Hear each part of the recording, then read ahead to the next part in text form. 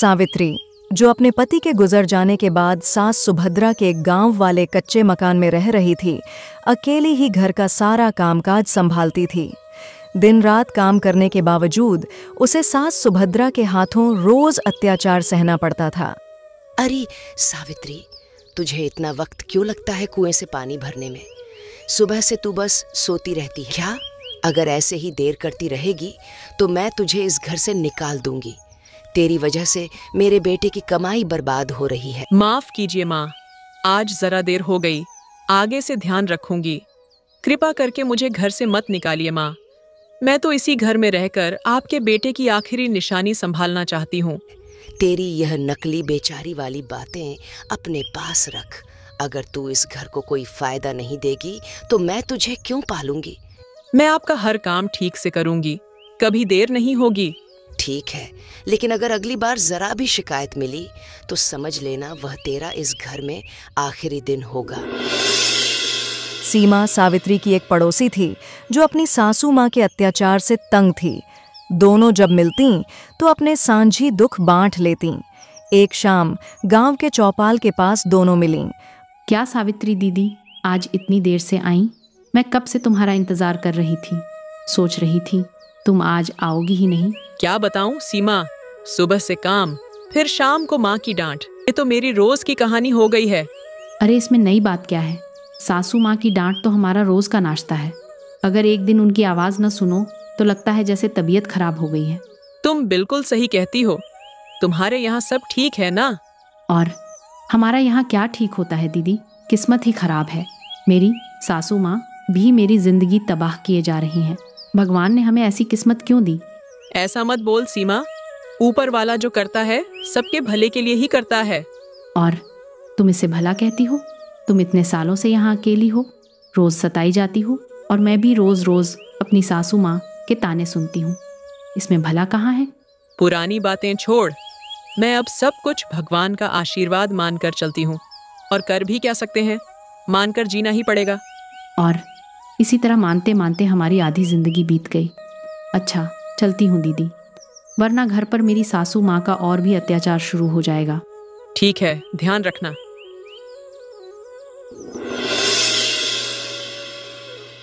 मकान लौटते समय सावित्री ने खेत के किनारे एक बीमार बकरे को जख्मी हालत में देखा।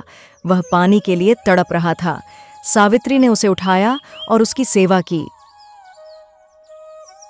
अरे रुक जाओ, कहाँ जा रही हो दोस्त? मुझे यूं अकेला छोड़कर मत जाओ। ये कौन बोला? आसपास तो कोई नहीं है। मैं ही बोल रहा हूँ। तेरी सेवा से खुश होकर मैं तुम्हारा सच्चा दोस्त बनना चाहता हूँ। अरे बकरा बोल रहा है? मैंने ऐसा चमत्कार कभी नहीं देखा। हाँ, मैं बोल सकता हूँ। अगर तू मुझे साथ ले जाएगी तो तेरे दुख दर्द कम होंगे। हाँ। तू मेरे दुख दूर करेगा? कैसे? वह तो तुझे सही वक्त आने पर पता चलेगा। पहले तू मुझे अपने साथ तो ले चल। ठीक है, तुझे साथ ले चलती हूँ, लेकिन एक शर्त है। घर पर जाकर तू बिल्कुल कुछ नहीं बोलेगा। सास बहुत सख्त हैं। चिंता मत कर, मैं तेरा सच्चा दोस्त हूँ। तेरे लिए मुसीबत नहीं लाऊंगा।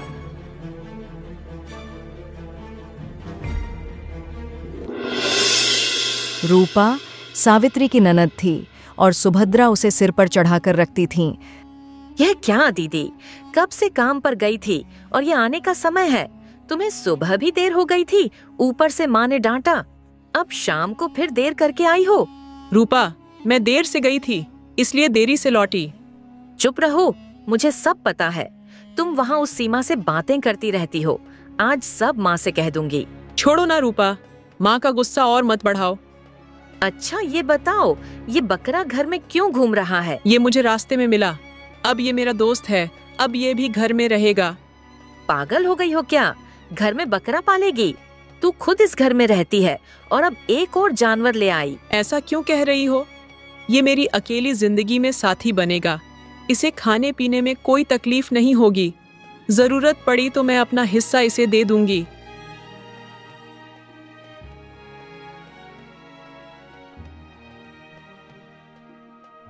यह क्या हो रहा है सावित्री? यह बकरा कहाँ से आया? माँ, ये मेरा नया दोस्त है। यह ठीक नहीं हो रहा। तू एक तो घर की अभागन है और अब बकरा भी ले आई। अब मुझसे यह सब बर्दाश्त नहीं हो रहा। माँ, इसका बकरा लाना तो अच्छा बहाना है। मुझे भी अब ये अच्छी नहीं लगती। ये घर का खर्चा बढ़ा रही है। तो फिर तय रहा, हम इसी बकरे को फंसाएंगे और इसी बहाने इसे भी घर से निकाल देंगे। हाँ, कल सुबह ही कुछ करना होगा। मैं सबसे कह दूंगी कि बकरे ने कोई नुकसान कर दिया। बाकी आप संभाल लेना।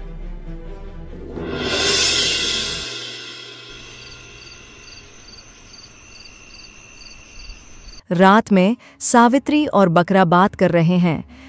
हाँ, तुम्हारी हालत देखकर ही मैं समझ गया कि ये लोग तुम्हारे ऊपर बहुत अत्याचार करते हैं। मुझे मालूम था कि तुम्हारे साथ बुरा होता है, लेकिन इतना होता है ये नहीं जानता था। तुम इस घर में क्यों पड़ी हो, बताओ। मेरा इस दुनिया में कोई नहीं। मैं अपने पति की निशानी के लिए यहाँ हूँ, लेकिन मेरे पति की बीमारी की वजह से मेरा यह दुखी जीवन वापस लौट आया। तुम्हारी जिंदगी में बहुत दुख है, मैं जानता हूँ। मैं तुम्हारी जिंदगी को नए तरीके से सजा दूंगा।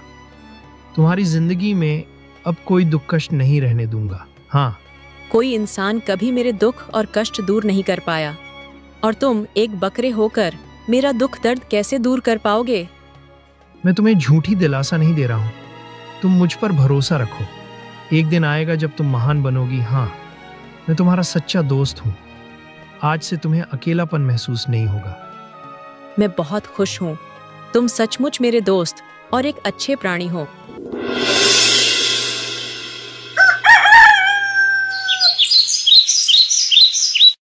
अगली सुबह सास सुभद्रा और ननद रूपा ने मिलकर सावित्री को फंसाया। हाय हाय रे, यह क्या अनर्थ हो गया। मैंने पहले ही कहा था कि ऐसे जानवर को घर में रखना ठीक नहीं। इस बकरे को जगह देने का यही नतीजा होना था। क्या हुआ रूपा? देख नहीं रही क्या हुआ? तेरे बकरे ने आंगन की सारी फसल बर्बाद कर दी और तू कह रही है क्या हुआ?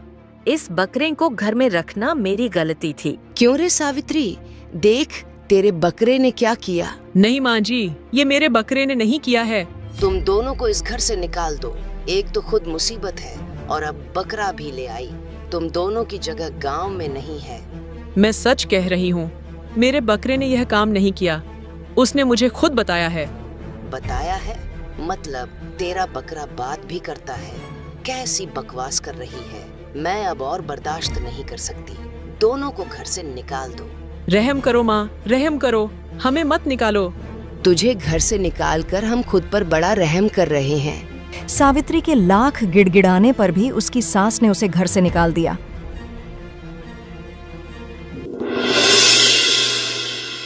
घर छोड़ने के बाद सावित्री बिल्कुल बेसहारा हो गई। उसके पास गांव में रहने की कोई जगह नहीं थी। अब वो बकरा को लेकर इधर उधर भटकने लगी। दोस्त, तुम मत रो। तुम्हारा रोना मुझसे नहीं सहा जाता। न रोऊं तो क्या करूं? आश्रय छिन गया। अब रोज का खाना कहाँ से मिलेगा? चिंता मत करो। मैंने कहा है ना, तुम्हारी किस्मत बदलूंगा तो जरूर बदलूंगा। मेरी किस्मत बदलने की कोई जरूरत नहीं है। बस थोड़ा सा रहने की जगह और 2 वक्त का खाना मिल जाए, वही बहुत है। तो चलो, हम ठाकुर साहब के पास चलते हैं। वह जरूर हमारी मदद करेंगे। हाँ। तुम ठाकुर साहब को भी जानते हो? हाँ, मैं इस गांव के सभी लोगों को जानता हूँ। कौन कैसा है सब मालूम है। सावित्री और बकरा सामाजिक कार्यकर्ता ठाकुर साहब के घर पहुंचे। प्रणाम बाबू। क्या हुआ बेटी, तुम इस तरह से मेरे घर में आई हो, क्या बात है? प्रणाम बाबू। मेरी दोस्त सावित्री को उसकी सास हमेशा सताती थी। आज उन्होंने घर से निकाल दिया। कृपा करके आप हमें थोड़ा सा सहारा दे दें। ये क्या चक्कर है? एक बकरा मुझसे बात कर रहा है। मैं सपना तो नहीं देख रहा ना? आप जाग रहे हैं बाबू? मैं सच में बोलता हूँ, मैं कोई साधारण बकरा नहीं हूँ। हाँ, अगर तुम्हारी बात सच है तो मैं मदद तुम्हारी जरूर करूंगा। इस गांव का मुखिया हूँ आखिर। बहुत बहुत धन्यवाद बाबू। आप मुझे जो काम देंगे मैं करूंगी। तुम्हें कोई काम करना नहीं होगा। तुम मेरे यहाँ सम्मान से मेहमान बनकर रहोगी। देखा, मैंने कहा था ना, ठाकुर साहब जरूर मदद करेंगे। हाँ। कुछ दिन बाद ठाकुर साहब सावित्री के कमरे में आए। देखो बेटा, मैंने बहुत सोच समझ कर एक फैसला लिया है। आज से तुम्हें एक छोटा मोटा व्यापार करना होगा। तुम्हारा कारोबार शुरू करवाऊंगा मैं। व्यापार? लेकिन वह सब मुझसे नहीं होगा। नहीं नहीं नहीं नहीं, तुमसे नहीं होगा ऐसा कहकर काम नहीं चलेगा। अगर तुम खुद का कारोबार करोगी तो कोई तुम्हें कमजोर नहीं समझेगा, समझी? शायद आप सही कह रहे हैं बाबू। जिसके पास जितना पैसा उसके पास उतनी ताकत। मैं हूं ना। मैं इस गांव में कई सालों से तरह तरह के व्यापार करता आया हूं। तुम मुझसे सब सीख जाओगी। अरे दोस्त, अब मना मत करो। ठाकुर साहब जो कह रहे हैं बोलो हाँ। ये तुम्हारी किस्मत बदलने का रास्ता है। हाँ ठीक है, जब आप दोनों कह रहे हैं तो मैं राजी हूँ।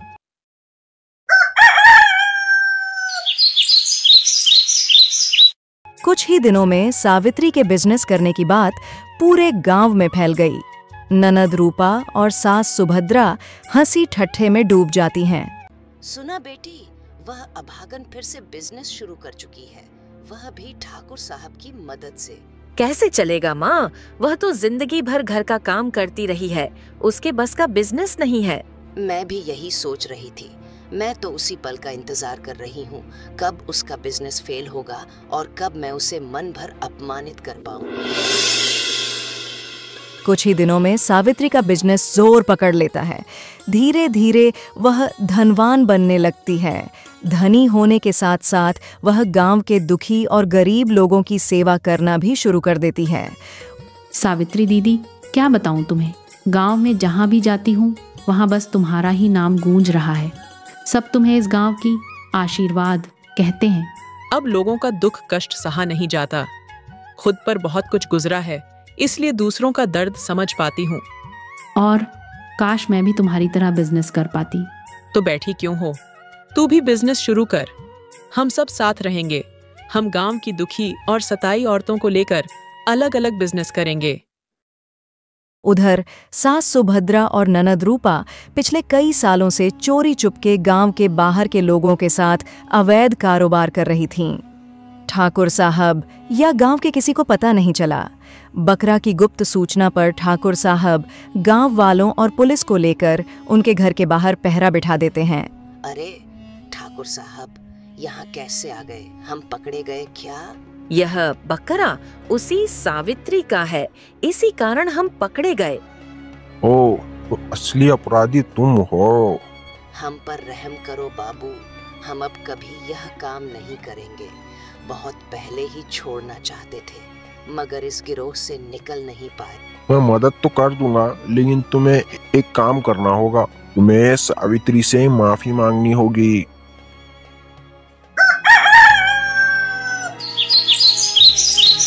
अगले दिन सास सुभद्रा और ननद रूपा सावित्री के पास माफी मांगने जाती हैं। सावित्री, हम तुमसे माफी मांगने आए हैं। तुम्हारे उस बकरे ने ही हमें फंसवाया। तो आखिरकार तुम्हें मेरे पास आना ही पड़ा। जिसे तुमने इतने साल तुच्छ और अपमानित किया, आज उसी से माफी मांग रहे हो। ऐसा मत कहो, हमें खुद पर बहुत शर्म आ रही है। शर्म? तुम लोगों को, जिस पर तुमने झूठा इल्जाम लगाकर घर से निकाल दिया, सिर्फ एक बकरे के लिए? हमने तुम्हें बहुत गहरे घाव दिए हैं। सही कहा। अब आप लोग यहाँ से चले जाइए। उन्हें लौटाकर सावित्री के मन में गहरी शांति उतर आई। बरसों का दुख और कष्ट मानो एक पल में दूर हो गया हो। सावित्री ने गांव में एक नया मकान बनवा लिया।